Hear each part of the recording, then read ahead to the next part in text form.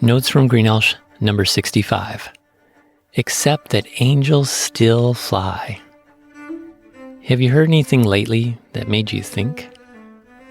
The daily bombardment of messages from the media compel us to discern their importance, their relevance, biases, accuracy, and credibility. Don't they? The other day I heard a curious phrase from a song as I flipped through stations on the radio. It said, "It's too cold for angels to fly."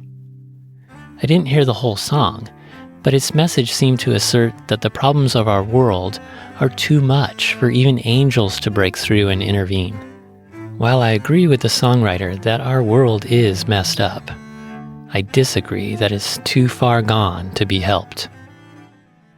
Indeed, evil plagues our world. In preparing for school this week, teachers in our district had 3 sets of training: active shooter training, child abuse reporting, and emergency response. These are heavy topics. As we examine various cases, one couldn't help but be impacted by the tragic reality that hatred, evil, and disregard for others is all around us. Although our world is broken, most of which are consequences from our own rebellion against God, God is gracious and greater than our sin. He is active in our world and the lives of billions of people. His power and love can still lighten the darkest soul and save him or her from the self-destruction we all suffer when we try to take his place and be our own gods. No one compares to God. He not only created all things, but he actively holds them together.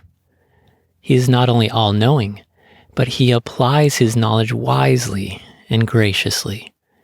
He is not bound by space or time, but crosses their boundaries to act in human affairs. He's at work with the right action at the perfect time, even when it doesn't seem to us like anything is being addressed. God is not only unsurpassed in greatness, he is good. He knows us intimately and continually uses his sovereignty for our best interest. He is even able to restore what we ruin.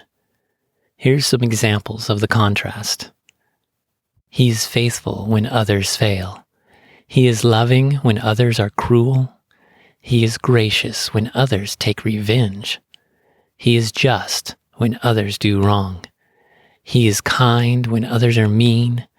He gives when others take. He is patient when others are demanding. And he cares for us when others only care for themselves. On the cross that was meant to kill, he brought life for all who will trust him to be saved. At the cross, when he died on our behalf and rose again, he disarmed the power of Satan, sin, and death. The victory is won. However, in his mercy and patience to see more people choose to follow Jesus, God has allowed Satan to battle and people to rebel for a little while longer. But soon, Jesus will return as the conquering king and will put an end to evil, Satan, sin, suffering, death, and disease. He will gather believers to himself to reign with him and give unbelievers over to the terrifying results of their choice to reject him. Creation will be restored and all will be made right under his benevolent kingly rule.